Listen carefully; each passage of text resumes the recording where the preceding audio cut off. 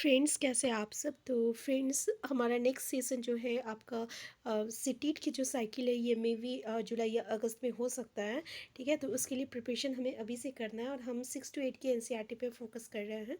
तो आज के क्लास में जो है हम लोग क्लास 7 का चैप्टर 2 डिस्कस करेंगे। अब बता दें कि बीपीएससी भी बहुत जल्द होने वाला है। ठीक है, अगर आप सीटेट कर चुके हैं तो बीपीएससी के लिए भी 6 to 10 की एनसीईआरटी जो है काफ़ी इंपॉर्टेंट है। तो यहाँ पे हम लोग 6 to 8 पहले कवर करेंगे, फिर 9 to 10 की एनसीईआरटी को करने वाले हैं। ठीक है, चलिए स्टार्ट करते हैं आज का क्लास। पहला क्वेश्चन है राजा और उनके राज्य। सॉरी, हमारा जो चैप्टर का टॉपिक है ये है राजा उनके राज्य। ये क्लास 7 का चैप्टर 2 है। ठीक है, तो देखिए क्या हुआ था कि सातवीं शताब्दी के बाद जो है बहुत सारे राजवंशों का उदय हुआ था। यहाँ पे मानचित्र एक में दिखाया गया है और 7वीं से लेकर 12वीं शताब्दी के बीच में शासन करने वाले कुछ राजवंशों को दिखाया गया है यहाँ पे। तो ये चीज़ जो है पूरे अच्छे तरीके से दिख नहीं रहा है। जैसे कि यहाँ पे राष्ट्रकूट देख सकते हैं, गुर्जर प्रतिहार देख सकते हैं, ठीक है, पाल देख सकते हैं। तो यहाँ पे अच्छे से दिख नहीं रहा, तो अगर आपके पास बुक है आप वहाँ से देख सकते हैं। तो नेक्स्ट जो टॉपिक है ये है नए राजवंशों का उदय।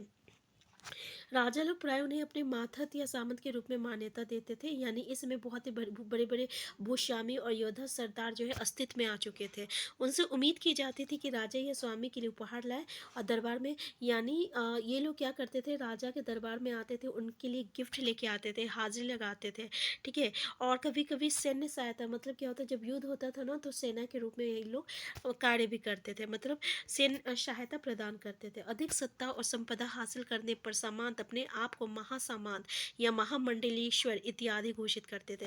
ये किसके बारे में बोल रहा है, तो ये आपका सामंत के बारे में बोल रहा है, जो कि राजा के दरबार पे आके उनके लिए गिफ्ट लाया करते थे और सैन्य मतलब सहायता प्रदान किया करते थे। लेकिन जब इन लोगों के पास बहुत ही मतलब धन दौलत हो जाता था तो ये अपने आप को महासामंत कहते थे या महामंडलेश्वर। तो महामंडलेश्वर जो होता है एक तरह का उपाधि होता है, ठीक है, जहाँ से क्वेश्चन पूछा जाता है। तो जब जो सम्मानित लोग होते थे, जो बहुत ही धन और दौलत हासिल कर लेते थे, तो उन्हें महामंडलेश्वर की उपाधि लिया घोषित किया जाता था। तो कभी कभी वो अपने स्वामी के आधिपत्य से स्वतंत्र हो जाने का दावा भी करते थे, यानी वो अगर किसी के अंडर है तो अब उन्हें लगता था कि अब हम बिल्कुल इंडिपेंडेंट है। तो इस तरह का एक उदाहरण है दक्कन में राष्ट्रकूटों का था। तो शुरुआत में वो कर्नाटक के चालुक राजाओं के अधीन, यानी उसके नीचे थे, उसके अधीन में थे। और 8वीं सदी के मध्य में एक राष्ट्रकूट प्रधान दंती दुर्ग ने अपने चालुक्य स्वामी की अधीनता से इनकार कर दिया। मतलब अब ये इतना संप्रदा हो गया, मतलब इतना धन दौलत हो गया कि वो जो चालुक्य स्वामी की अधीनता को स्वीकारने से मना कर दिया, उसे हराया। और हिरण्यगर्भ देखिए क्या है, इसका शाब्दिक अर्थ होता है सोने का गर्व होता है, यानी ये एक तरह का अनुष्ठान होता है। ठीक है, तो इस तरीके का वो अनुष्ठान किया और ये अनुष्ठान ब्राह्मणों की सहायता से संपन्न होता था।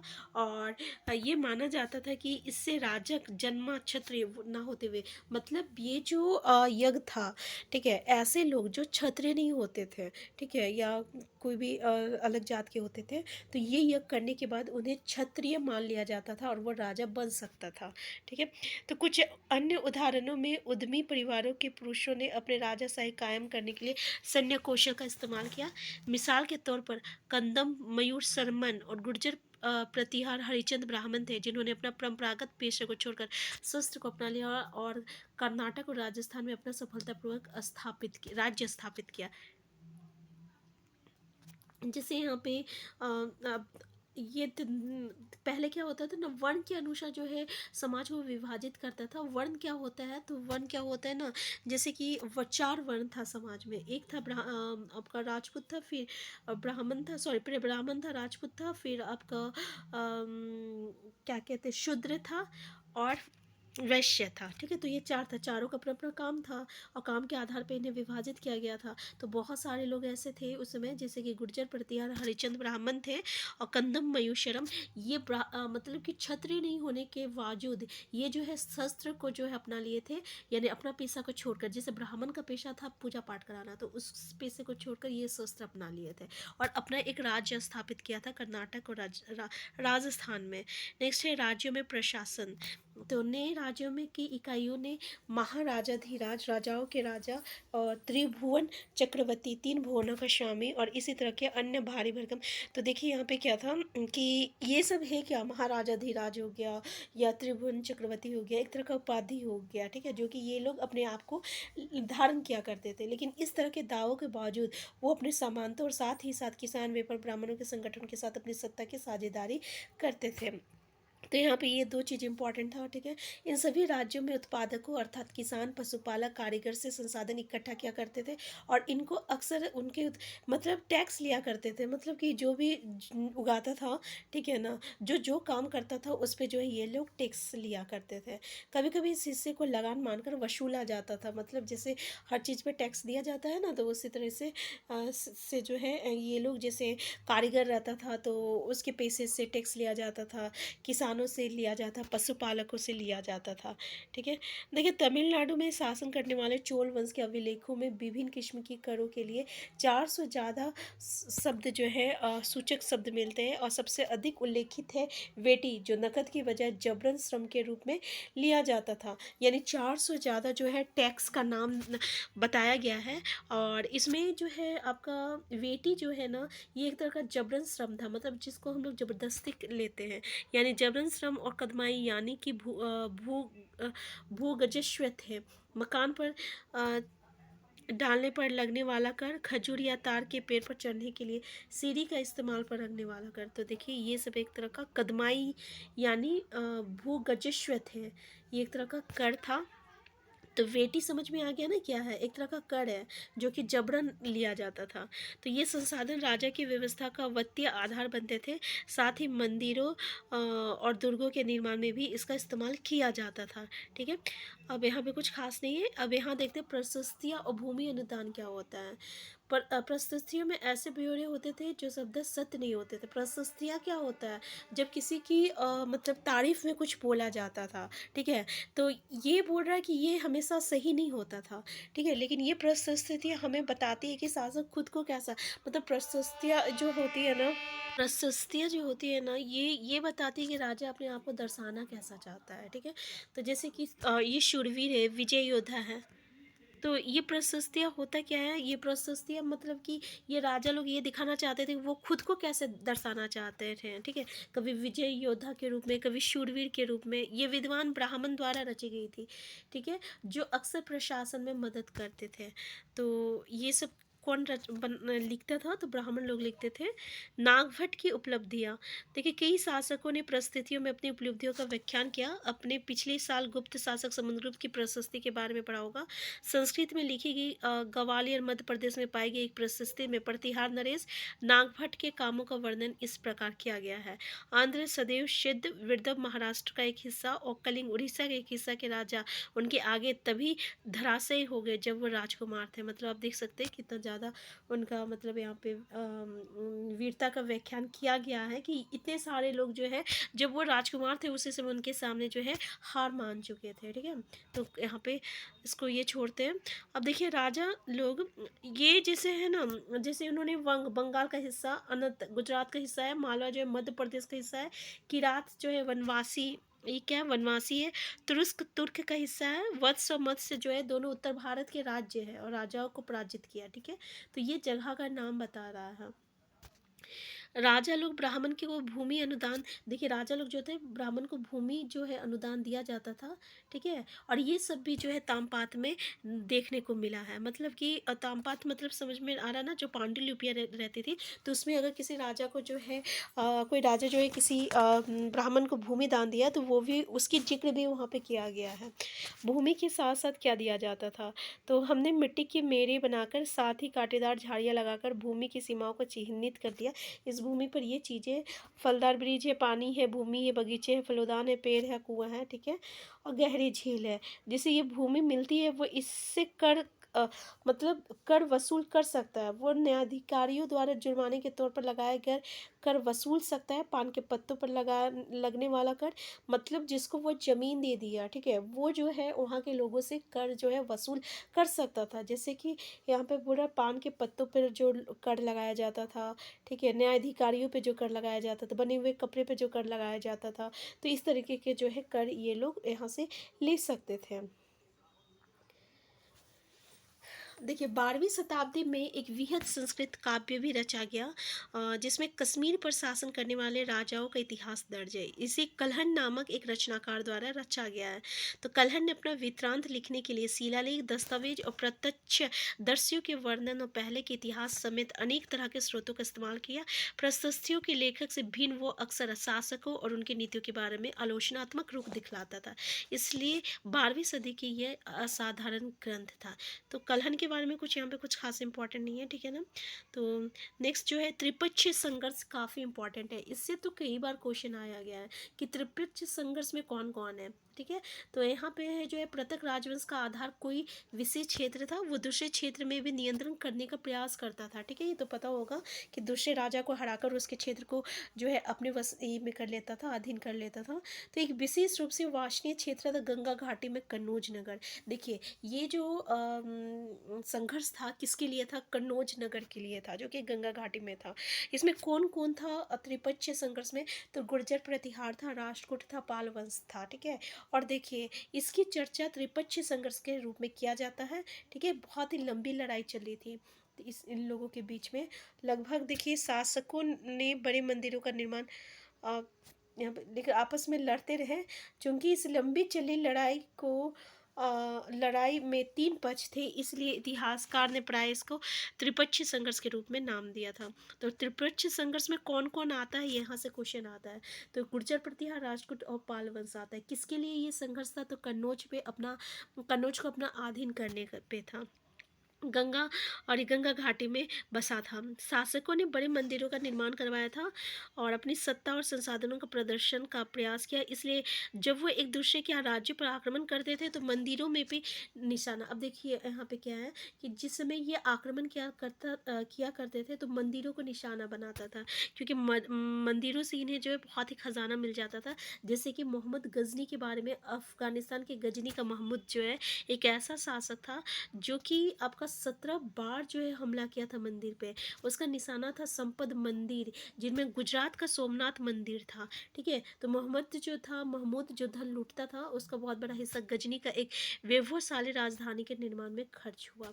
युद्ध करने वाले दूसरे राजाओं में चहमान भी थे, जो बाद में चौहान के रूप में जाना गया, और दिल्ली और अजमेर के आसपास के क्षेत्र पर शासन करते थे। उन्हें पश्चिम और पूर्व की ओर नियंत्रण क्षेत्र का विस्तार करना चाहा, जहां उन्हें गुजरात के चालुक्य और पश्चिमी उत्तर प्रदेश के गढ़वालों से टक्कर लेनी पड़ी। तो यहाँ पे कुछ खास यहाँ पे ये इम्पोर्टेंट है कि सुल्तान मोहम्मद गौरी जो है, ठीक है।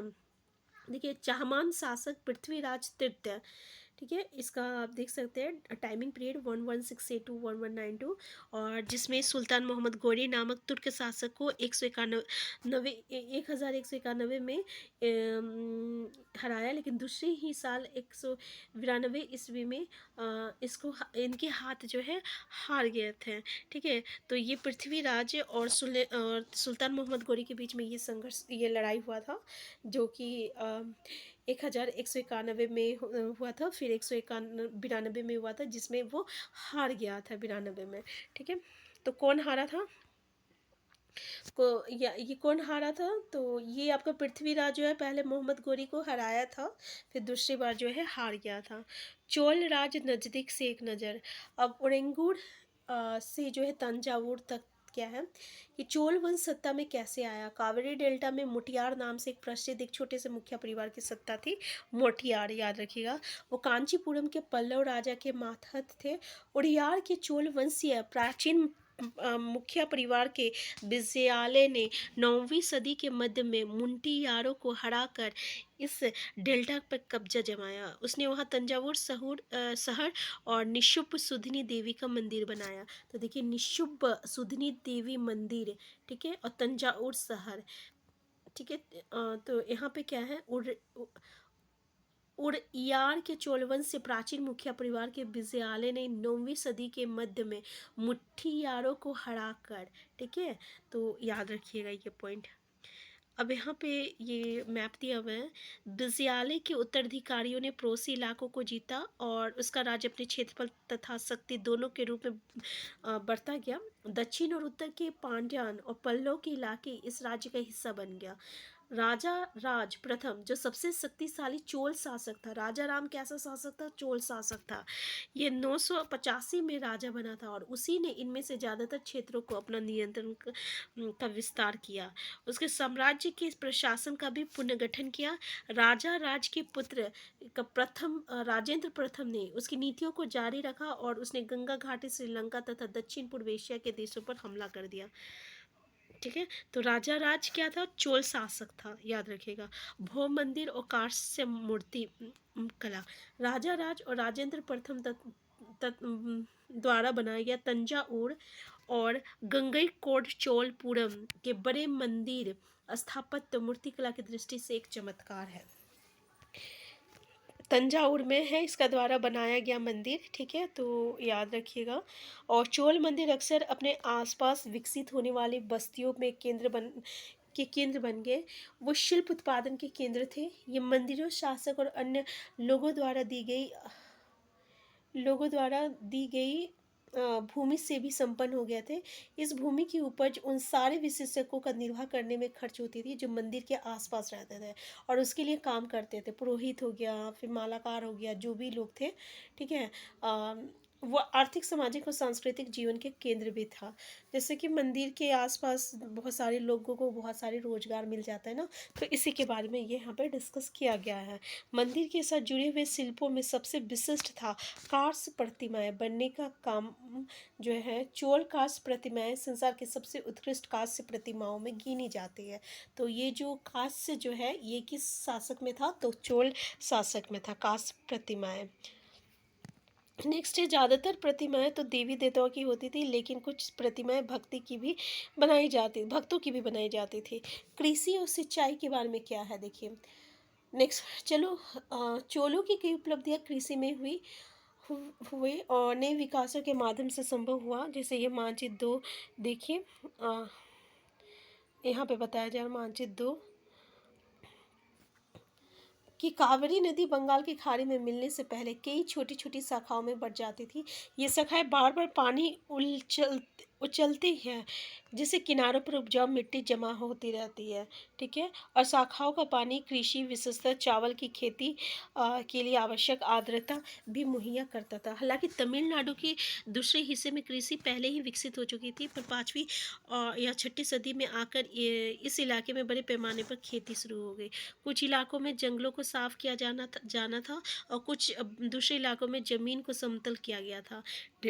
डेल्टा क्षेत्रों में बाढ़ को रोकने के लिए तटबंध बनाया गया था। अच्छा देखिए, कई जगहों में फसलों की सिंचाई जो है कृत्रिम रूप से करना जरूरी था। सिंचाई के लिए कई पद्धतियां अपनाई जाती थी और कुछ इलाकों में कुएं भी खोदा गया था, ठीक है, तो अन्य जगह में बारिश के पानी को इकट्ठा करने के लिए विशाल सरोवर भी बनाया गया था। तो इसमें देख लीजिए कुछ खास इंपॉर्टेंट नहीं है, तो इसको स्किप करते हैं, ठीक है, एक बार तो हम लोग पढ़ ही लिए। अब क्या है यहाँ पे, साम्राज्य का प्रशासन है, ठीक है, इसमें कुछ खास इंपॉर्टेंट नहीं है। तो ये है हमारा साम्राज्य का प्रशासन किस प्रकार संगठित था। किसानों की बस्तियाँ जो उड़ कहलाती थी, किसानों की बस्तियां क्या कहलाती थी, उड़ कहलाते थे। सिंचित खेती के साथ बहुत समृद्ध हो गई थी। इस तरह के गांव के समूह को नाडु कहा जाता है। गांव का जो समूह होता है उसको नाडु कहा जाता है, ठीक है। ग्राम परिषद और नाडु न्याय करने और कर वसूलने जैसे कई प्रशासनिक कार्य करते थे। ग्राम परिषद और नाडु जो है ये क्या काम करता था, तो कर वसूलने का काम किया करता था। और नाडु किसको कहते थे, तो गाँव का समूह को क्या कहा जाता था। धनी किसानों को केंद्रीय चोल सरकार की देखरेख में नाडु के कामकाज में अच्छा खासा नियंत्रण हासिल था। उनमें से कई धनी भूस्वामियों को चोल राजाओं ने सम्मान के रूप में वेलन, 3 राजाओं का अपनी सेवाएं प्रदान करने वाला वेलन या किसान, अड़ियार प्रधान जैसी उपाधियां दी और उन्हें केंद्र में महत्वपूर्ण राजकीय पद सौंपा। ये दोनों जो है ना एक तरह का पद है। मुएंद वेलन क्या हो गया, तीन राजाओं के अपनी सेवाओं प्रदान करने वाला जो इंसान था उसको मुएंद वेलन कहते हैं, ठीक है। और अड़ियार जो था प्रधान था, ये एक तरह की उपाधि थी, ठीक है। अब ये जो है चोल अभिलेखों में भूमि की विभिन्न कोटियों का उल्लेख मिलता है। जैसे कि यहाँ से देखिए, गैर ब्राह्मण किसान स्वामी की भूमि जो होती थी उसको वेलन वगाई कहा जाता था। ब्रह्मदेव क्या जो है ब्राह्मणों को उपहार दी गई भूमि को कहा जाता था। साला भोग किसी विद्यालय के रख रखाव के लिए जो भूमि थी उसको साला लोग। देवदान या मटिक की मंदिर को उपहार में दी गई भूमि, या फिर हम लोग कह सकते हैं पलिचंदम जन संस्थानों को दी गई भूमि। हमने देखा कि ब्राह्मणों को समय समय पर भूमि अनुदान या ब्रह्मदेव प्राप्त हुआ। परिणाम स्वरूप केवल घाटी और दक्षिण भारत के दूसरे हिस्सों में ढेरों ब्राह्मण बस्तियां जो यहाँ पे अस्तित्व में आ गई थी, ठीक है। तो तमिलनाडु के चिंगलपुट जिले के उत्तर मेरूर से प्राप्त अभिलेखों में इस बात का सविस्तार वर्णन है कि ब्राह्मणों की सभा का संगठन कैसे था। सिंचाई के कामकाज, बाग बगीचे, मंदिरों इत्यादि की देखरेख के लिए सभा में विभिन्न समितियां होती थी। इनमें सदस्यता के लिए जो लोग योग्य होते थे उनके नाम तालपत्र के छोटे टिकटों पर लिखे जाते थे और मिट्टी के बर्तन में रख दिए जाते थे। किसी छोटे लड़कों को समिति के लिए एक के बाद एक टिकट निकालने के लिए कहा जाता था, ठीक है। तो आप देख सकते हैं ये क्या है। अब देखो नेक्स्ट जो है ये अभिलेख के बारे में दिया हुआ है। तो तमिलनाडु में चिंगलपुट जिले के उत्तर मेरू से प्राप्त है अभिलेख जिसमें ये चीज़ों का वर्णन किया गया है, ठीक है। देखिए, उत्तर मेरूर अभिलेख के अनुसार सभा की सदस्यता, सभी की सदस्यता के लिए इच्छुक लोगों को ऐसा भूमि का स्वामी होना चाहिए। दूसरा है जहाँ से भू राजस्व वसूला जाता है उनके पास अपना घर होना चाहिए। उनकी उम्र 35 से 70 वर्ष के बीच होना चाहिए। उन्हें वेदों का ज्ञान होना चाहिए। उन्हें प्रशासनिक मामलों की अच्छी जानकारी होनी चाहिए। मतलब आप देख सकते हैं कि उसमें जो चीज़ था उसमें क्या क्या चीज़ होना चाहिए उसके बारे में यहाँ पर डिस्कस किया गया है।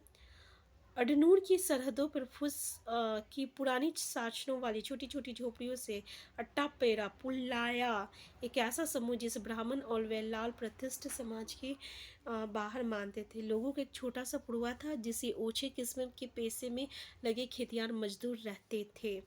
चमड़े की पट्टियों से घिरे हुए झोपड़ियों के हाथों में छोटे मुर्गियाँ झुंडों में रहते थे।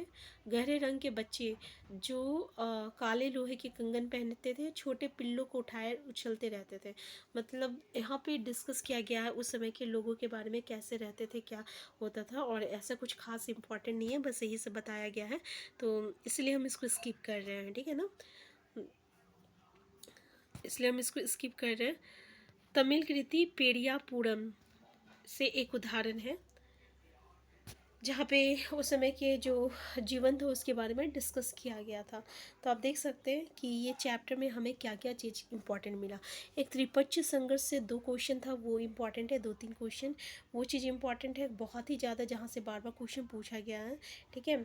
इसके अलावा चोल शासक चोल मंदिर के बारे में, काश्य की जो प्रतिमाएँ थी किसके समय प्रचलित थी, तो चोल शासक के। उदयपुर से तंजावुर तक को एक बार थोड़ा सा देख लीजिएगा, ठीक है। और गजनी का मोहम्मद गजनी के बारे में जिन्होंने इसका निशाना केंद्र क्या था, मंदिर था जिसमें सोमनाथ का मंदिर था, ठीक है, ये कुछ था। और तो ये कुछ ख़ास चीज़ें थी जो कि हम लोग चैप्टर तो वह पढ़ चुके हैं। अब आपको इसको दोबारा पढ़ने का ज़रूरत नहीं है क्योंकि इसका जो एमसीक्यू है, जो इम्पोर्टेंट चीज़ है वो चीज़ हम आपको डिस्कस कर देंगे, ठीक है ना। एमसीक्यू में महाराजा धीराज हो गया, ये जो पदवी थी ये सब के बारे में जानकारी होनी चाहिए। हिरण्यगर्भ क्या था ये, हाँ ये पूछा जाता है, ठीक है। तो एक आध दो जो पॉइंट था उसके बारे में हम आपको फोकस कर चुके हैं, इसके अलावा कुछ खास इंपॉर्टेंट है नहीं। तो चैप्टर भी आपको समझ में आ गया। नेक्स्ट चैप्टर में क्लास में हम लोग नेक्स्ट चैप्टर को डिस्कस करेंगे। Thank you.